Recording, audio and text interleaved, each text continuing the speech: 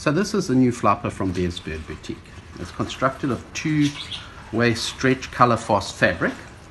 It has a lining as well as a double lined water resistant liner pouch that goes right through to the back, so you don't get any poop on the inside of the suit.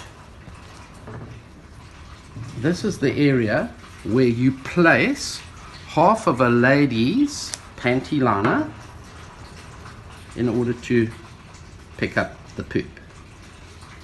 When fitting it to the bird, it's very simple. You merely slide this through the bottom of the legs, put the neck through there. This is a Velcro thing there and Velcro on the other side with a locking strap. We also have a slider to adjust this suit so that it can pull up to the front. You'll notice that it has plenty of room here and here. This is so that it facilitates the preening. The preening gland of the bird is around this area, so the bird can preen.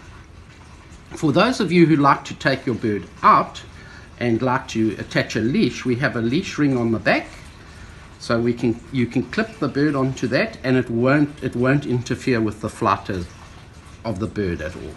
So there you go.